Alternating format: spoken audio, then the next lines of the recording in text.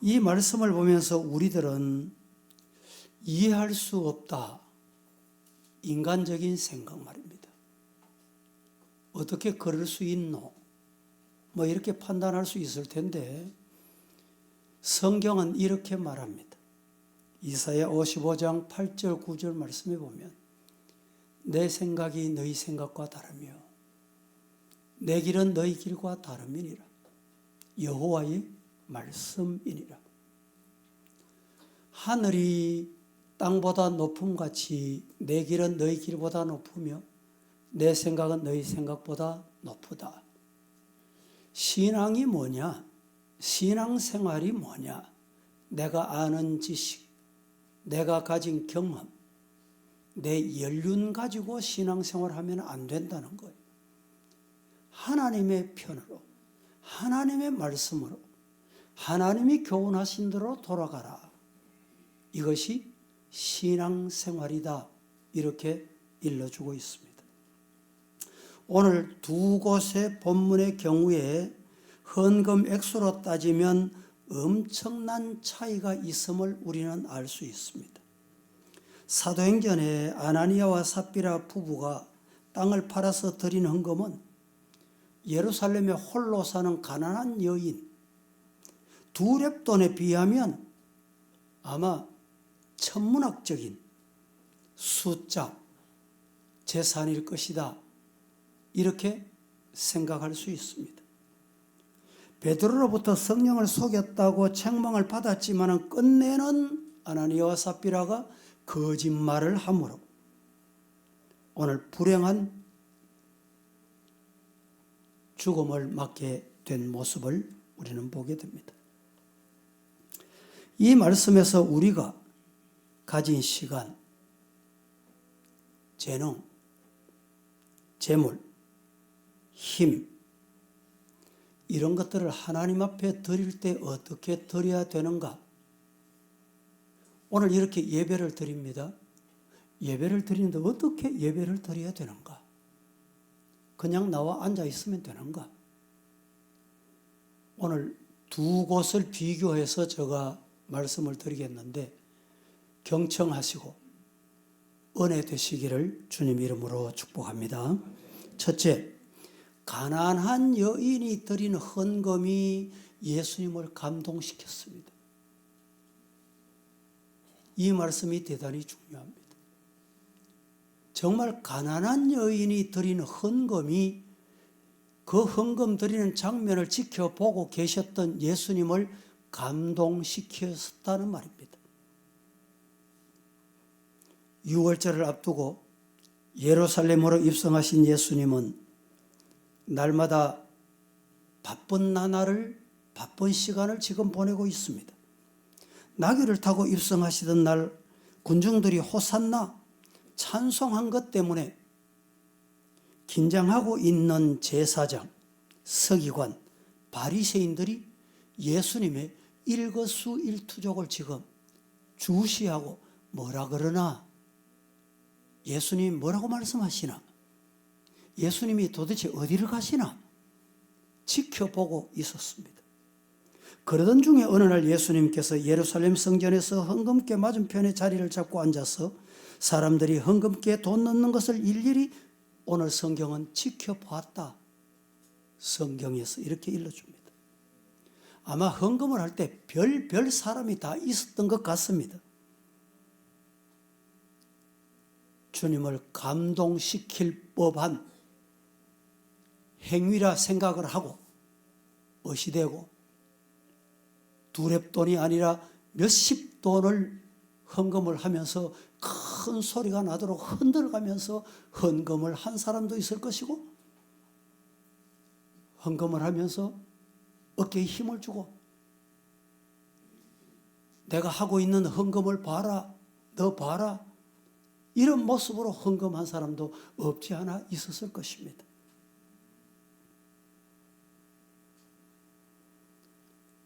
그때 예수님께서 맞은편에서 헌금 넣는 성도들을 지켜보셨습니다. 헌금함에 돈을 넣는데 가난한 여인이 두 렙돈, 한 고드란트. 쉽게 말하면 동전입니다. 동전. 우리나라 지금 동전이 얼마짜리 있습니까? 아마 100원짜리 동전도 잘 안 쓰여집니다. 500원짜리 동전도 잘 안 씁니다. 지폐 중에는 1000원짜리 지폐가 있잖아요. 1000원짜리 지폐를 누구에게 줘도 좋아 안 해요. 근데 헌금할 때는 1000원짜리 꼭 나오거든요.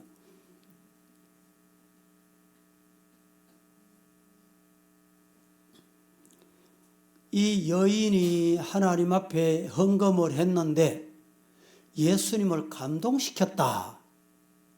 예수님이 뭘 보시고 감동되셨나 이 말입니다. 몇 가지로 나누어서 간단하게 말씀을 드리고 다음 성경 구절로 넘어갑니다. 첫째, 가난한 여인이 드린 헌금은 곤고한 중에 드린 헌금이었기 때문에 예수님이 감동하셨습니다. 오늘 한 과부, 가난한 여인이 곤고한 중에 예물을 드렸다. 홀로 사는 여인이 참으로 공고한 인생을 살고 있었던 것이 분명합니다. 짝 잃은 기러기처럼 멀고 험한 인생 항로를 혼자 걸어가고 있었기 때문입니다. 이같이 공고한 중에서 감사 드린다는 것은 누구나 할 수 있는 것이 아닙니다. 내 생활이 넉넉하고 풍족할 때 드리는 헌금보다 나의 생활이 어렵고 힘들고 공고한 중에 드리는 헌금은 하나님이 기뻐하시는구나. 이것을 우리에게 교훈해 주고 있습니다. 또 하나, 오늘 이 여인이 드린 헌금을 예수님께서 보시고 감동하셨어요. 이유가 뭐냐? 첫째는 공고한 중에 드렸고 둘째는 궁핍한 중에 드린 헌금이었습니다. 살독에서 인심이 난다 이런 말이 있죠. 생활이 궁핍해지면 자연히 인심이 메말라 가게 되어 있습니다. 어떻게 감사의 봉헌이 잘 안 나오는 것입니다. 42절에 한 가난한 과부는 와서 2렙돈 곧 한 고드란트를 넣는지라. 44절에 이 과부는 가난한 중에 라고 말합니다. 가난한 중에 이 과부는 구차한 가운데서도 기쁨으로 헌금에 참여했다는 것입니다. 세 번째, 이 여인이 첫째는 공고한 중에 드렸고 둘째는 궁핍한 중에 드렸고 셋째는 생활비 전부를 드렸던 것입니다. 자신의 생활 전체를 드렸다 이 말입니다. 44절 이 과부는 가난 중에서 자기의 모든 소유 곧 생활비 전부를 드렸다. 물론 부자는 이 과부보다 훨씬 많은 것을 드렸습니다.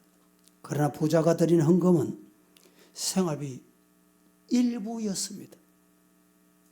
일부에 지나지 않았습니다. 자기의 생활비 아마 100분의 1 아니 1000분의 1도 안 되는 액수를 드렸었는지 모릅니다. 그러나 이 과부는 자기의 전부를 드린 것입니다. 교회에서 무슨 특별한 일이 있을 때 우리가 헌금을 합니다. 오늘도 건축, 전도, 선교, 장학, 1년 여러분들이 정성껏 참여하는 작정 시간이 있습니다. 그때 그 사람의 신앙의 연륜을 알 수 있습니다. 그 사람의 생활비에 비해서 넘치도록 드리는 것이 오늘 성경은 예수님의 말씀을 빌리며 믿음이다 칭찬받게 되는 것입니다. 헌금 때문에 오히려 죄를 범하는 사람들도 없지 않아 있습니다. 하나님께 드린다고 서원해놓고도 까먹었는지 여러 가지 이유로 드리지 않는 사람도 있습니다.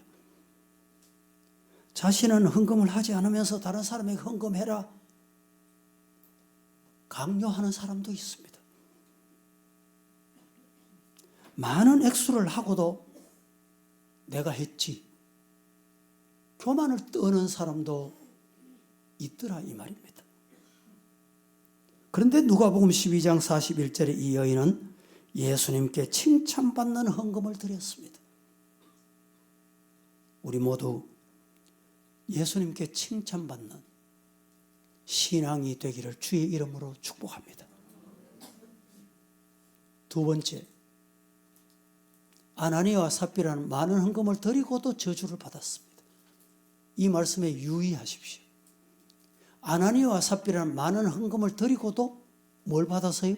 저주를 받았다. 사도행전 5장 1절 말씀을 읽어보면 우리들은 놀라지 않을 수 없고 두려워하지 않을 수 없습니다. 초대교회 당시 교회가 부흥하고 날마다 모이는 사람이 막 늘어났습니다. 3,000명씩 회개하고 세례받고 5,000명씩 주님께 돌아오고 이런 일이 있었습니다. 부흥의 도상에서 어느 날 끔찍한 사건이 벌어집니다. 이 사건을 뭐라고 말할까? 여러분, 베드로 사도 앞에서 영혼이 떠났다. 영혼이 떠났다는 말이 무슨 말입니까? 죽었다는 말이에요. 갑자기 죽은 거예요. 건강한 사람이. 제발로 걸어온 사람이. 이 말을 뭐로 표현하면 좋을까요? 옛날에 급사했다. 급사. 이런 말 기억하시죠? 급사한 아나니아와 삽비라 부부는 처음 예수 믿기 시작한 초신자가 아니었다는 것을 우리는 알게 됩니다. 뭘 보아서? 성경에 초신자 아니다는 기록은 없습니다. 그러나 글의 이름을 보면 초신자가 분명히 아닙니다. 부모 때부터 신앙생활을 했음을 기억할 수가 있습니다. 아나니아. 아나니아라는 이름의 뜻이 뭡니까? 하나님의 은총을 입은 사람. 그의 부모는 분명히 아나니아를 출생을 하고 너는 하나님의 은총을 입은 사람으로 살아라. 이름을 이렇게 지어줬습니다. 그걸 볼 때 분명히 부모 때부터 신앙생활은 가문입니다. 삽비라. 삽비라라는 이름 뜻은 뭡니까? 보석같이 아름답다. 너는 보석같이 아름다운 여인으로 살아라. 누가? 부모가. 이름을 그렇게 지어줬습니다. 이름만 보아서도 그들의 부모로부터 신앙을 전수받은 신앙의 가정. 아마 그들의 가정은 초신자가 아니고 중견 신앙의 가정이다 라는 것을 알 수가 있습니다. 이와 같은 가정의 신자가 그만 시험에 들어서 두 부부가 베드로 앞에서 급사하게 됩니다. 교회에서는 참으로 보통 문제가 아닙니다. 갑자기 이런 일이 발생한 거예요.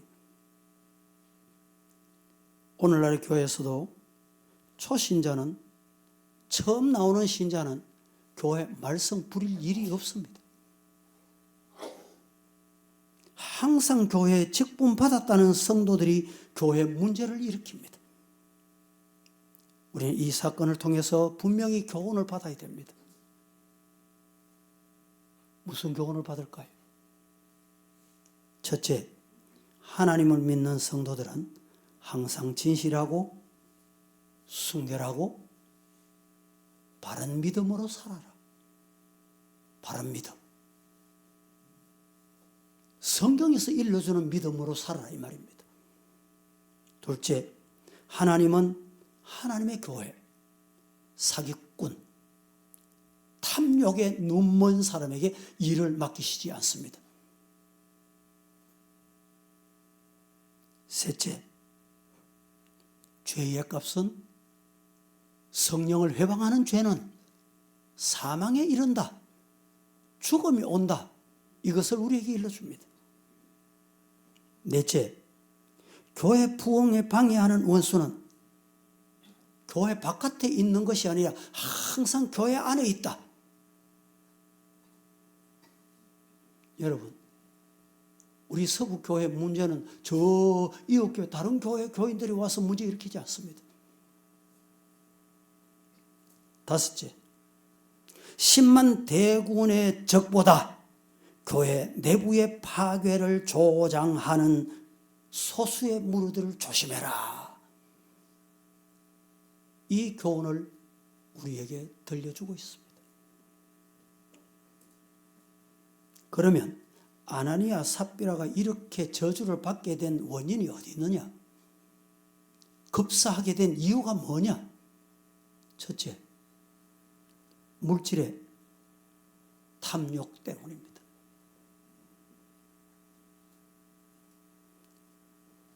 물질은 돈을 의미합니다. 이 세상에서 돈이란 참으로 매혹적인 것입니다. 돈은 요술방망이와 같습니다. 어떤 사람에게는 돈이 풍요롭게 하고 행복한 삶을 주기도 합니다. 무서운 질병이 걸렸는데 돈이 없어 치료받지 못하는 사람도 있지만 돈이 있으면 치료받습니다. 건강 회복할 수 있습니다.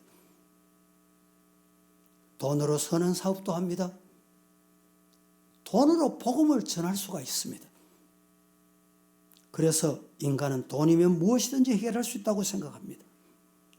돈은 그래서 점점 인간들에게 우상화되어 가고 있습니다. 그래서 온갖 수단 방법을 가리지 않고 돈을 벌기 위해서 애쓰고 돈을 위해서라면 자신도 속이고 이웃도 속이고 부모 형제도 속입니다. 왜? 돈 때문에. 부모 형제 자식도 속는 경우가 많습니다. 돈은 때로는 행복하게 만들기도 하지만 불행을 안겨다 주기도 합니다. 돈 때문에 얼마나 많은 살인, 강도, 도적, 가정 파괴. 최근에 뉴스를 들어보니 빚은 자기가 지어놓고 빚 때문에 못 살겠다. 자식을 죽이고 동반 자살하는 이 비극적인 가정 파괴가 왜 일어납니까? 돈 때문입니다. 돈.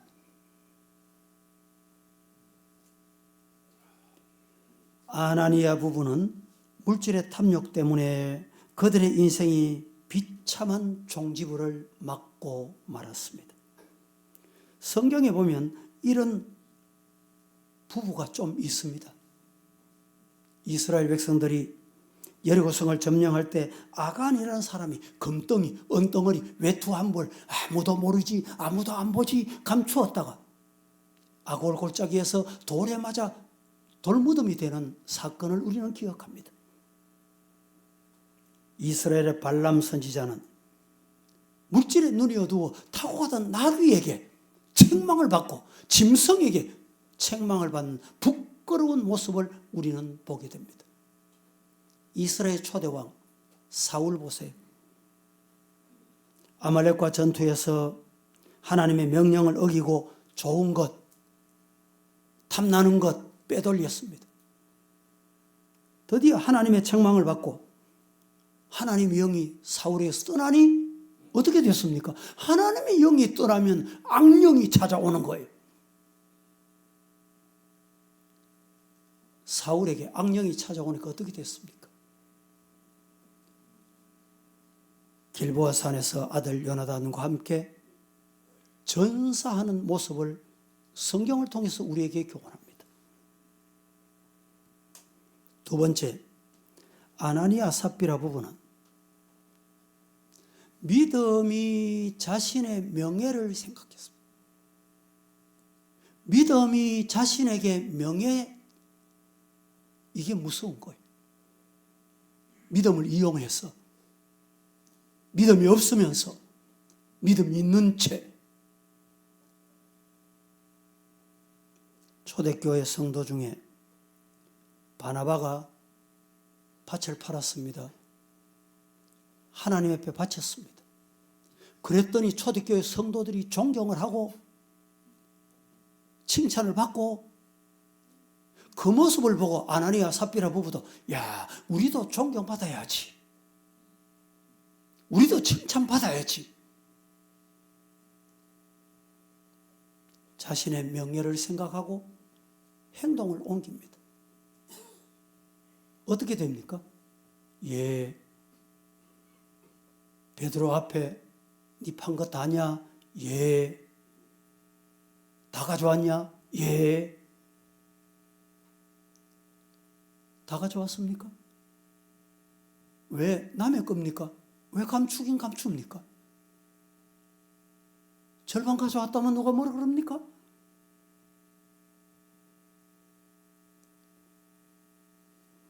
잠언 22장 4절에 겸손과 여호와를 경외하며 보응은 재물과 영광과 생명이다. 겸손하게 여호와를 섬겨야 됩니다.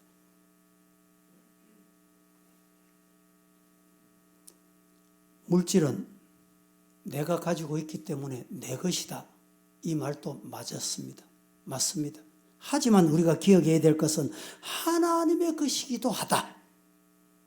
그렇기 때문에 물질을 잘못 사용하면 죄가 된다. 이것을 잊으면 안 됩니다.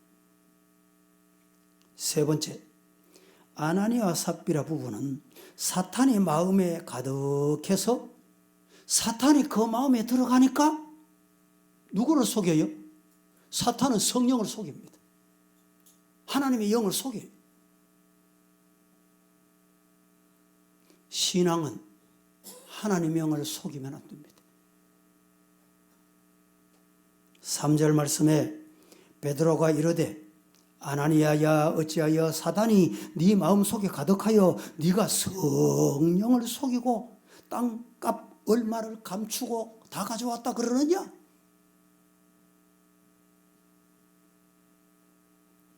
아나니아와 삽비라는 처음에는 자신의 양심을 속였고, 두 번째는 사도 베드로를 속였고, 세 번째는 드디어 성령을 속였습니다.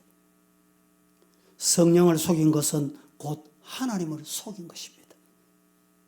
하나님은 인간과 인간 사이에서 거짓말하는 것도 다 알고 계시지만 하나님을 속이는 것도 하나님은 다 아시고 계신다는 것입니다. 사탄이 마음속에 사로잡으면 이렇게 됩니다. 그래서 우리는 정신을 차리고 깨어서 성령께서 내 마음을 주관하는 성도가 되기를 주의 이름으로 축원합니다.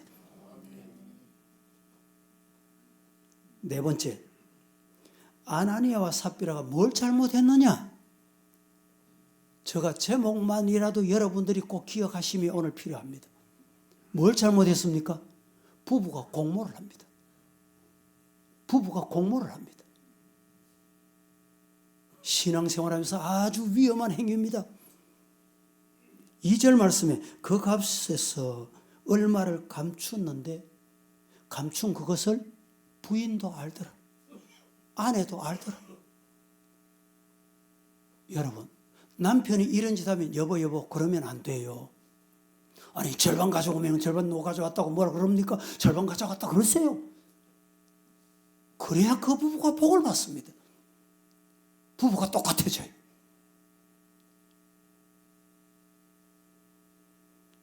구절 말씀에 베드로가 이르되 너희가 어찌하여 베드로가 지금 말합니다. 아나니아 삽비라에게 뭐라고? 어찌해서 함께 꾀하여 함께 속삭여서 함께 작당을 해서 이 말입니다. 주의 영을 시험하려 하느냐? 네 남편을 장사하고 오는 사람들이 발 앞에 지금 들어오고 있다. 너도 지금 장사하게 될 것이다 이 말입니다. 결국 아나니아와 삽비라 부부는 둘이서 공모하여 하나님을 속인 것입니다. 브리스길라 아골라 부부와 같이 두 부부가 마음을 합하고 힘을 합하여 하나님의 일을 한 것이 아니라 이 두 부부는 공모해서 하나님을 속였습니다. 부부가 함께 예수 믿고 구원받은 신앙은 정말 복 중의 복입니다. 그런데 축복을 망각하고 오히려 하나님의 뜻을 거스리는 사람이 있다면 아나니아와 삽비라 부부와 같이 하나님으로부터 책망과 저주를 받을 수밖에 없다는 것을 잊으면 안 되겠습니다. 성경에는 부부가 함께 공모해서 하나님께 범죄한 사람들이 몇 사람이 있습니다. 에덴 동산에 아담과 하와 뱀에게 속아서 남편도 먹고 아내도 먹고 드디어 에덴 동산에 쫓겨납니다. 다윗과 바세바 불륜 관계를 맺고 감추고 바세바야 남편 우리아를 전쟁터에서 죽게 만듭니다. 아합과 이세벨 왕후는 부부가 공모해서 이스라엘 나라의 모든 선지자를 죽이고 바알과 아세라 우상을 섬기도록 했던 무서운 죄를 범했습니다. 헤롯 왕과 왕후 헤로디아는 부부가 공모해서 사도 요한의 목을 쳐서 죽이는 일에 공모를 합니다. 창세기 2장 18절 말씀에 여호와 하나님이 이르시되 사람이 혼자 사는 것이 좋지 아니하니 내가 그를 위하여 돕는 배필을 지으리라. 여러분, 부부는 돕는 배필이 되어야 합니다. 신앙에 도움이 돼야 돼. 덕이 돼야 돼. 은혜가 돼야 돼. 죄 짓는데 공모해서는 아니 된다는 말입니다.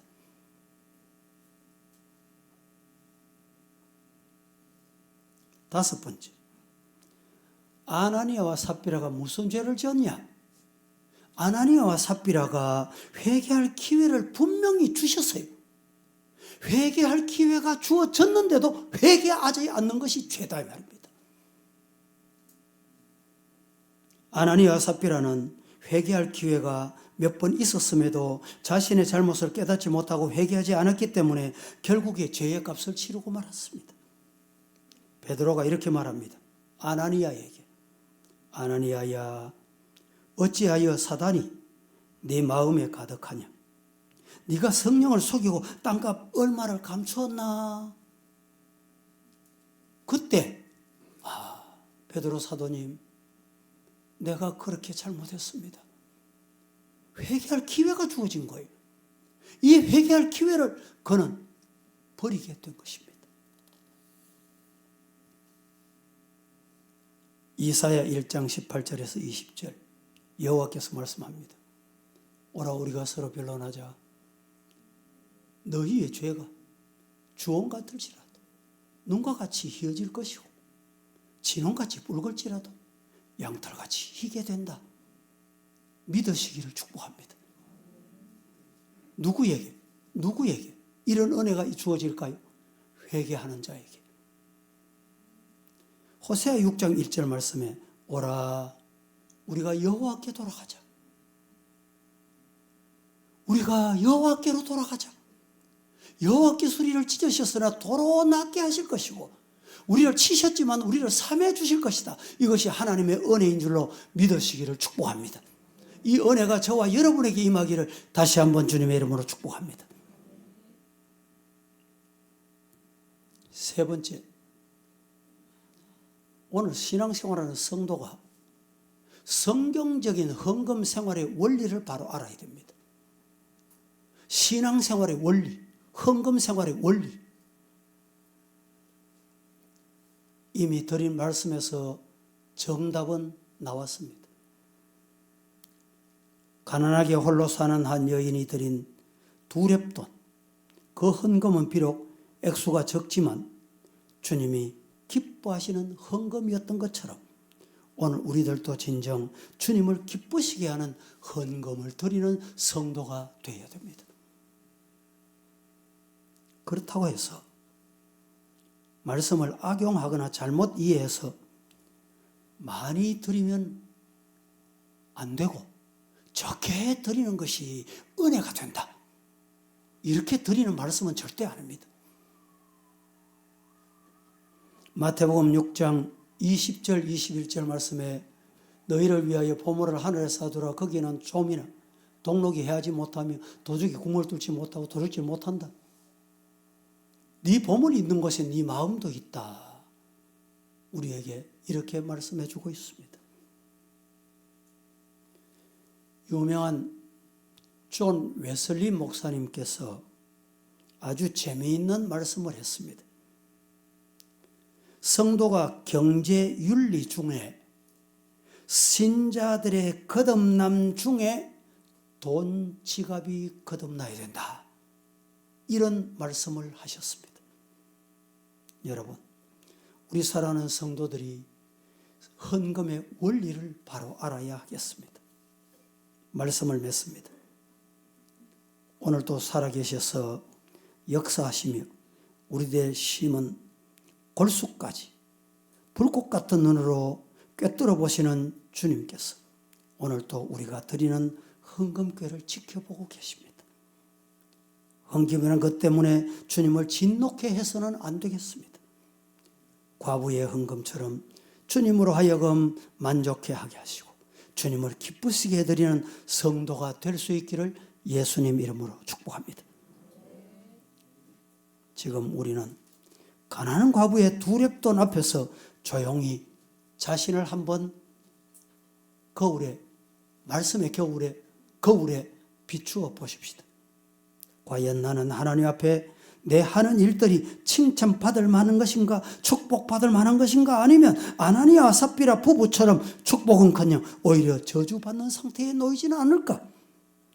삼가 조심스럽게 믿음을 다시 정립하고 신앙생활에 복받는 성도가 되기를 예수님 이름으로 축원합니다. 거룩하신 하나님, 은혜를 감사합니다.